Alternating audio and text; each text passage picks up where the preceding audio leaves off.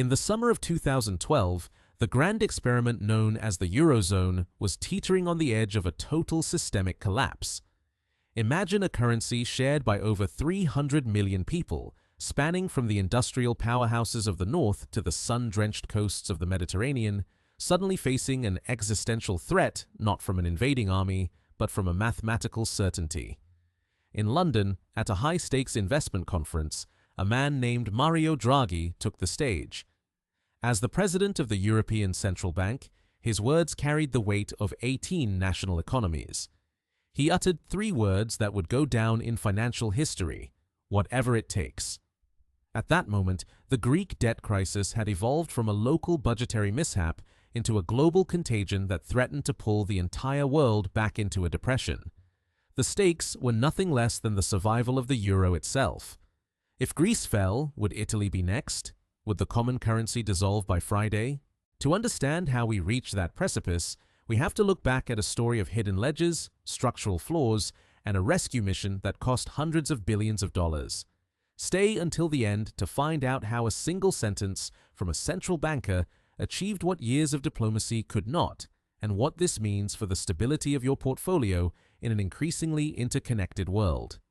To grasp the magnitude of the European debt crisis, we must first go back to the optimistic years of the late 1990s. The creation of the euro was hailed as a masterpiece of economic integration. By tethering their economies together, European nations hoped to eliminate exchange rate volatility and foster a period of unprecedented prosperity. For countries like Greece, joining the euro was like being handed a platinum credit card with Germany's name on it. Suddenly, the Greek government could borrow money at interest rates nearly identical to those of Berlin. For nearly a decade, the party continued. Greece, Portugal, and Ireland saw massive inflows of capital. However, beneath the surface of this economic boom, a dangerous imbalance was forming. While Germany focused on exports and fiscal discipline, the peripheral nations, often referred to by the unfortunate acronym PYIGS, saw their wages rise and their competitiveness fall. The structural flaw of the Eurozone was becoming apparent. It was a monetary union without a fiscal union. These countries shared a single interest rate set by the European Central Bank in Frankfurt, but they maintained 18 different tax systems and 18 different national budgets.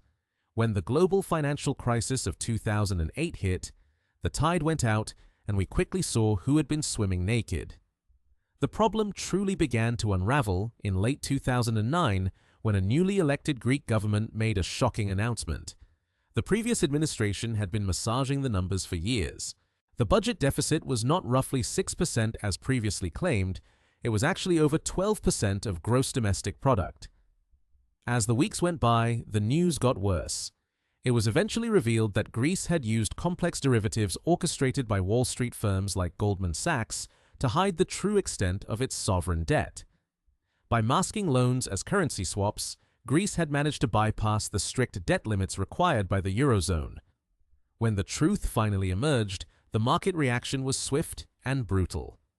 Investors who had once viewed Greek bonds as a safe alternative to German bunds suddenly realized they were holding high-risk paper. Market confidence evaporated overnight. By early 2010, the yield on Greek 10-year bonds began to skyrocket. This created a vicious cycle known as a doom loop. As interest rates rose, the cost of servicing the debt became even more expensive, making a default even more likely, which in turn drove interest rates even higher. Greece was effectively locked out of the private credit markets. They needed $300 billion to stay afloat, and they had nowhere to turn but to their neighbors. The analysis of this crisis reveals a terrifying phenomenon called contagion. In a globalized economy, a fire in one house quickly spreads to the next. Investors began to look at Italy, Spain, Ireland, and Portugal, asking the same question: who is next? Italy, with a debt-to-GDP ratio of over 120% and a stagnant economy, was particularly vulnerable. If Italy, the world's 8th largest economy, defaulted, no bailout fund on earth would be large enough to save it. The European Commission, the International Monetary Fund, and the European Central Bank, collectively known as the Troika, stepped in to provide a series of massive bailouts. The first package for Greece totaled 110 billion euros, followed by another 130 billion in 2012. But these funds came with strings attached. The Troika demanded brutal austerity measures, deep cuts to the minimum wage, massive reductions in pensions, and the privatization of state assets. The economic logic was to restore fiscal health, but the human cost was staggering. Greek GDP contracted by an incredible 25% between 2008 and 2016, a downturn worse than the American Great Depression. Unemployment surged to 27%, and for the youth, it surpassed 60%. Protests and riots became a daily occurrence in Athens as the social fabric of the country began to tear.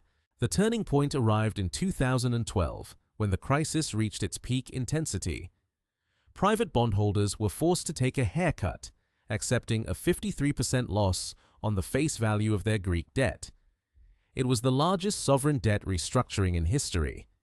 Yet, even this was not enough to calm the markets. Speculation was rampant that Greece would be forced to leave the Eurozone, a scenario dubbed the Grexit. If Greece left, the precedent would be set, and the euro would cease to be an irrevocable currency and instead become a temporary arrangement. This brings us back to Mario Draghi and his historic speech in London. On July 26, 2012, he stated that, within our mandate, the ECB is ready to do whatever it takes to preserve the euro. And, believe me, he said, it will be enough. This was not just rhetoric. It led to the creation of the Outright Monetary Transactions Program, a promise that the ECB would buy unlimited amounts of government bonds from struggling countries if necessary. Paradoxically, the ECB never actually had to spend a single euro under this specific program at the time. The mere promise that a central bank with an infinite printing press was standing behind the debt was enough to break the back of the speculators. Bond yields plummeted almost immediately. The whatever-it-takes moment effectively saved the Eurozone from a disorganized breakup. The outcome of the European debt crisis was a radical transformation of the continent's economic architecture. The crisis eventually subsided, but the scars remain visible today. Greece finally exited its final bailout program in 2018, but its debt-to-GDP ratio peaked at nearly 180%. The winners in this scenario were arguably the core nations like Germany. While they provided the lion's share of the bailout funds, the crisis kept the value of the euro lower than a theoretical German Deutsche Mark would have been, fueling a massive German export boom. On the other hand, the peripheral nations became the losers of the decade, enduring years of stagnation and brain drain as their youngest and brightest moved abroad in search of work. Long-term, the crisis birthed a wave of political populism.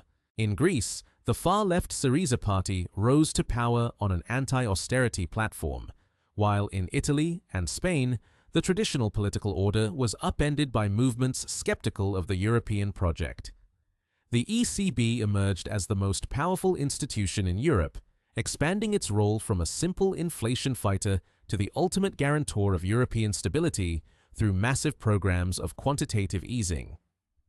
The lesson for every investor and student of economics is that in an interconnected financial system, there is no such thing as a risk-free asset.